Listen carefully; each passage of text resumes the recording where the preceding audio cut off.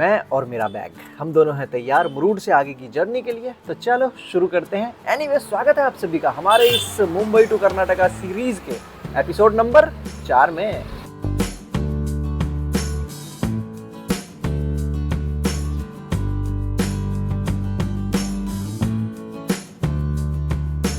तो भाइयों, ये दिन मेरी जिंदगी का वो कहानी बनने वाला है जिसके बारे में अगर मुझे थोड़ा भी पता होता ना, तो कसम महादेव की, जो भी मैं आगे करने वाला हूँ ना, वो कभी नहीं करता। तो अब आप ये सोच रहे होंगे कि आज मैं क्या करने वाला हूँ। तो मैं आपको बता दूं कि आज का दिन मेरे लिए काफ़ी इम्पोर्टेंट है, क्योंकि आज मैं यहाँ से जहाँ जाने वाला हूँ वो जगह लगभग यहाँ से 20 से 25 किलोमीटर दूर है। और वहाँ जाने के लिए मैंने कुछ नियम बनाए हैं कि आज मैं वहाँ जाने के लिए ना ही बस लूँगा ना ही टैक्सी लूँगा। इस 20-25 किलोमीटर की जर्नी को मुझे या तो पैदल पार करना है, नहीं तो लोगों से लिफ्ट मांगना है। तो चलो देखते हैं हम इसे पूरा कर भी पाते हैं कि नहीं। मुरूड के होम स्टे से चेकआउट करने के बाद मुझे यहाँ से लगभग 20 से 25 किलोमीटर दूर अपने अगले डेस्टिनेशन पर पहुँचना है। बिना बस या पब्लिक ट्रांसपोर्ट के इस रूट पे मुझे तो कुछ ज्यादा ऑप्शन नहीं दिखा, इसीलिए मैंने इस जर्नी को पैदल ही पूरा करने का फैसला किया और चल पड़ा खूबसूरत प्राकृतिक नजारों के बीच से।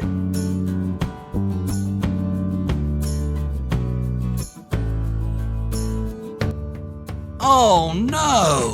Oh no! भाई ये क्या हुआ बीच रास्ते में? भाई ड्रोन ही खराब हो गया यार। गिम्बल मोटर ओवरलोड करके पता नहीं क्या साइन है। क्या बढ़िया फुटेज आ रहा था, और ये तो आज तो चौथा ही दिन है। मेरा तो ब्रेन जो है ना, ब्रेनिंग करना बंद कर दिया भाई। 6 महीने भी नहीं हुए ड्रोन को। ये क्या पंगा आ गया भाई यार। थोड़ी देर ट्यूटोरियल देखने के बाद देख रहे हो, कुछ तो मतलब ऐसे किए हैं तो गिम्बल सीधा तो हो रखा है, और यहाँ पे नोटिफिकेशन आता था गिम्बल ओवरलोडेड का भी नहीं आ रहा।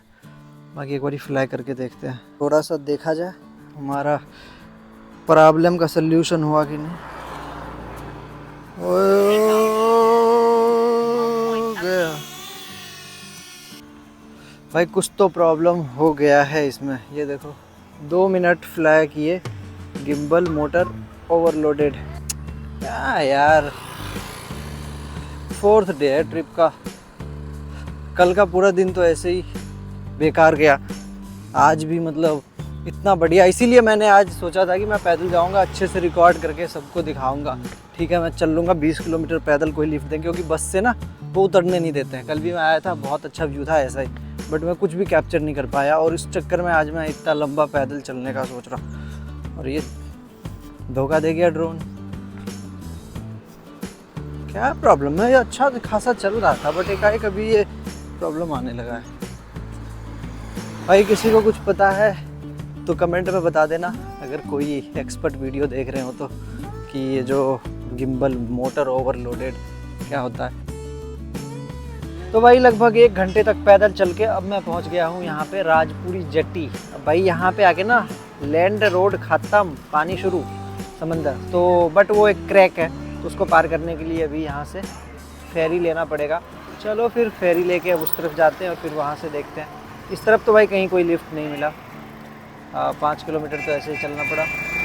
बाकी उस तरफ देखते हैं, क्योंकि 20 किलोमीटर अभी और बाकी है भाई, 5 किलोमीटर ही कवर हुआ है। खैर उस तरफ चल के वहाँ से फिर देखते हैं। बाकी मेरा थोड़ा सा मूड ख़राब हो गया है यार ड्रोन के चक्कर में। अभी देखते हैं अब उस तरफ ही जाके फिर से गाड़ी फ्लाई करेंगे। भाई ये है Rajapuri jetty.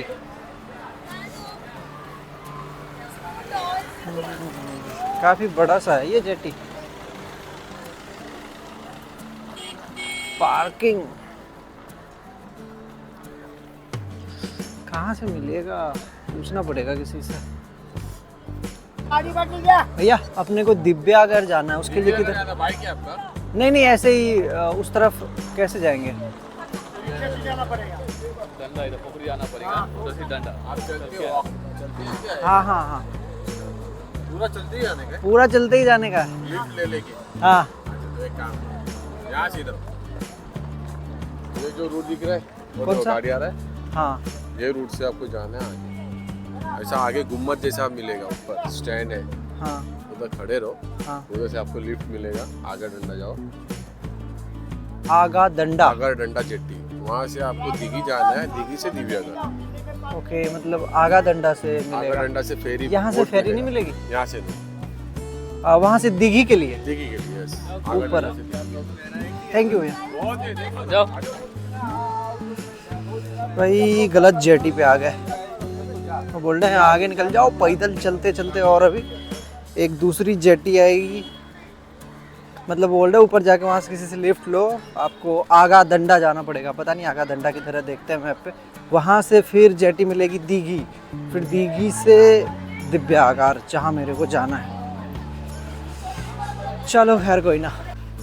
You see this, ये है राजपुरी जेटी इधर पीछे। अभी अपने को इसके साइड साइड से चल के ऊपर वो पहाड़ दिख रहा है, उधर जाके रोड है, वहाँ से लिफ्ट लेके मेरे को आगा दंडा जेटी जाना पड़ेगा भाई, फिर जाके कुछ होगा। देखो रिक्शा तो चल रही है इधर, लेकिन अब क्या करें, नहीं ले सकते। चलो फिर देखते हैं कैसे पहुँचते हैं आगा दंडा।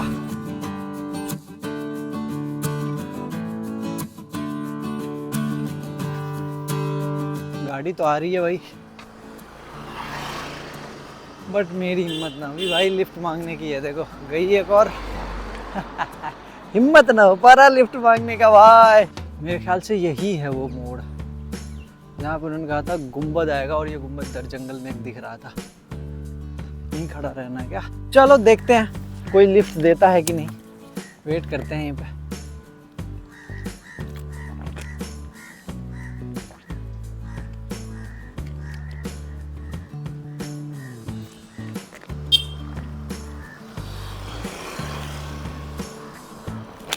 भाई दो लोग बैठे थे और मेरी हिम्मत भी नहीं हुई इनसे लिफ्ट मांगने की। अगली गाड़ी से मांगेंगे। एक तो यार ये बैग इतना भारी है। मैं तो कल को बुरा बोल रहा था भाई, मेरा आज खराब है। ड्रोन काम करना बंद कर दिया भाई, चले जा रहे हैं 6-7 किलोमीटर पैदल चल चुके हैं, कुछ हासिल नहीं हो रहा। ये इस भैया से पूछते हैं, आएंगे इधर तब ना। भैया वो आगार दंडा बीच छोड़ देंगे, उधर जा रहे हैं क्या? ठीक है थैंक यू। और फिर भैया ने लिफ्ट दे दी और मुझे ऐसा लगा अब तो सब सॉर्टेड है, और मैं पहुंच गया आगार दंडा गांव, जहां से लगभग 700-800 मीटर की वॉक है जेटी तक। हाँ भाई आ गए, बस थोड़ा सा ही आ गया जेटी, बट भाई यहाँ बैठने का मन हो गया। क्या व्यू है भाई, एक तरफ ऊंचे ऊंचे नारियल के पेड़, दूसरी तरफ ये अरेबियन सी, और खाली सा जगह, कोई कहीं नहीं। यात्रा तो चलती रहेगी, थोड़ा बैठ के अब ठंड पा लेते हैं भाई, बहुत चल रही है सुबह से।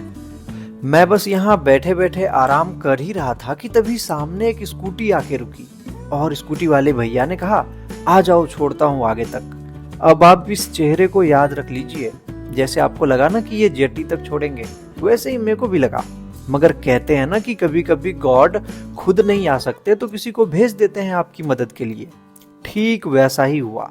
फेरी पर चढ़ने के बाद इन खूबसूरत नज़ारों को देखते हुए मैं पहुंच गया दीघी जेटी। नीचे स्कूटी वाले भैया ने फिर से इशारा किया तो मैं चला गया उनके पास। मुझे लगा शायद ये आगे रोड तक छोड़ देंगे, और मैं बैठ गया उनके स्कूटी पे।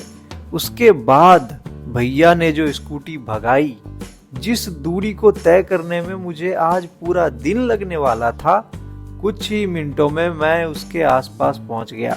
यहाँ तक कि भैया बीच रास्ते में दूसरे राइडर से पूछते थे, अरे दिव्याघर जा रहे हो क्या, इनको बिठा लो। जब भैया की स्कूटी रुकी ना, वहां से दिव्याघर की दूरी सिर्फ 5 किलोमीटर था। अब आप ही बताओ, क्या ये किसी चमत्कार से कम था क्या? भाई साहब कभी कभी कुछ ऐसे अनएक्सपेक्टेड चीज़ें होती है ना कि आप सोच में पड़ जाते हैं। वही मेरे साथ हुआ भाई, क्या बेकार चल रहा है मेरा समय। और वहाँ पे जेटी पे पहुँचने से पहले ये भैया मिले, जबकि 200-300 मीटर था। अरे नहीं बैठो चलो छोड़ देते हैं, कहाँ जा रहे हो? मैं बोला उस तरफ जाना है दीघा, और वहाँ से मेरे को दिव्याघर जाना है। कहता अच्छा, तो तब तो इन्होंने बताया। मैंने कहा हाँ चलो ठीक है, तेरे को जेटी तक मैं छोड़ देता हूँ। अब जब जेटी पे उतरे तो फिर इन्होंने मेरे को इशारा किया कि इधर आ जाओ। कहाँ जा रहे हो? मैं बोला मैं अभी जा रहा हूँ दिव्या घर आगे। कह रहा चलो मैं तुमको आधे रास्ते में छोड़ देता हूँ, मेरे को उधर से ही जाना है। मैंने कहा ठीक है, होगा कोई 1-2 किलोमीटर। भाई 17 किलोमीटर का रास्ता था और इन्होंने जहाँ मुझे छोड़ा है ना, अब यहाँ से मुश्किल से 5 किलोमीटर का रास्ता है। भाई मैं तो पैदल पार कर लूँ इसे। एंड अच्छे इंसान थे। अब जब वो स्कूटी चला रहे थे तो कह रहे थे कि देखो घूमो फिरो कुछ भी करो, कभी कोई प्रॉब्लम हो मुझे बता सकते हो, नंबर चाहे तो ले लो, खाली लड़की का मैटर मत करना, बाकी कोई भी मैटर लेके आ जाओ मैं सॉल्व कर दूंगा। रायगढ़ में मेरे बहुत बोट वगैरह चलते हैं, सारी चीज़ें वो बता रहे थे और बहुत अच्छे इंसान थे यार। अच्छा लगा, काफ़ी बढ़िया एक्सपीरियंस हो गया। अब तो भैया दिव्या घर जाने के लिए इधर ही है ना? नारियल पानी कितने का है? एक दे दो ना। और फिर मैं रुक गया यहाँ इस भैया के छोटे से दुकान पर नारियल पानी पीने। यहाँ मेरी दोस्ती भैया के छोटे बेटे से भी हो गई और फिर हम दोनों ने साथ में बैठकर नारियल पानी पिया। जब मैंने भैया को बताया कि मैं मुंबई से कर्नाटक जा रहा हूँ ऐसे ही बैग लेके, तो उन्होंने मेरे बैग को उठाकर वेट पता किया और बोला कि कैसे चलते हो इतना भारी वजन लेके, क्या है इसके अंदर? मैंने उनको बताया कि इसमें मेरा सामान है और एक ड्रोन है।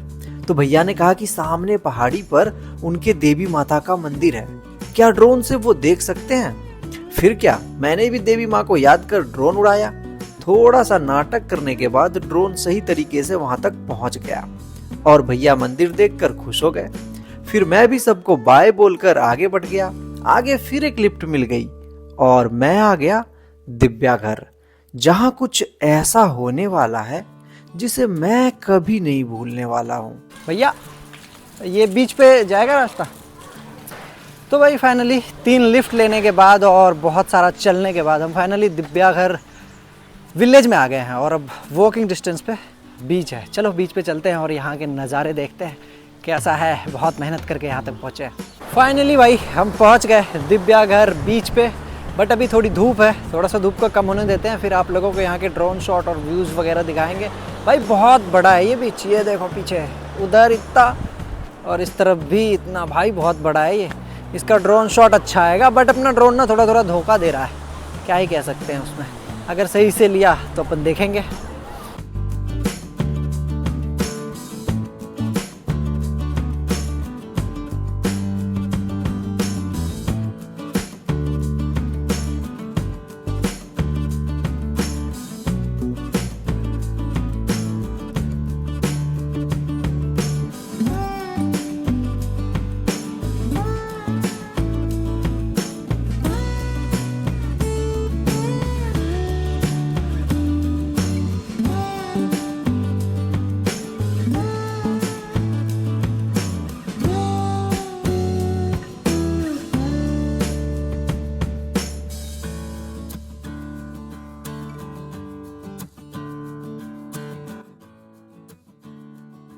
यहाँ तक तो सब ठीक था, मगर अब जो होने वाला है वो कहीं से भी ठीक नहीं। ड्रोन की बैटरी ऑलमोस्ट खत्म हो चुकी थी, मगर फिर भी बर्ड्स का एक शॉट लेने के लालच में मैं दिव्यागार बीच से चलते चलते लगभग 8 किलोमीटर दूर चला आया, जहाँ मेरे सिवा दूर दूर तक कोई नहीं था।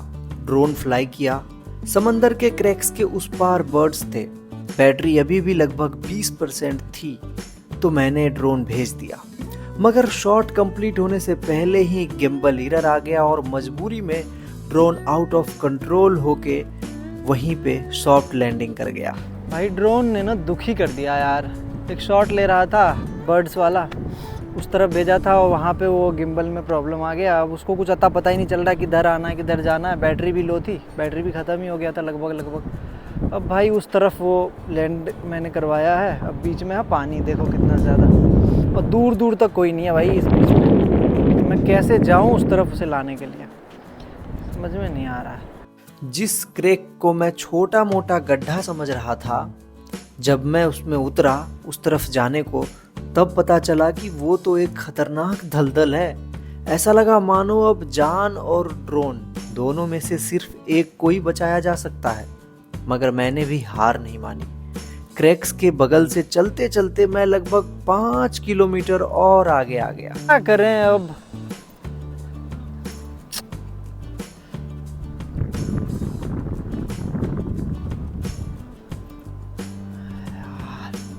आफत है।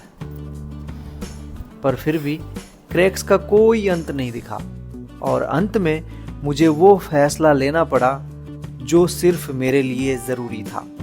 मैं पूरी तरह कमर तक दलदल और पानी में घुसकर उस तरफ गया जहां मेरा ड्रोन था। मैंने सारी वीडियोज रिकॉर्ड करा, मगर जब उस तरफ गया तो पता चला कि बीच रास्ते में माइक ने भी मेरा साथ छोड़ दिया। ऐसा लगा मानो पूरी दुनिया की मुसीबत मेरे ऊपर ही टूट चुकी है।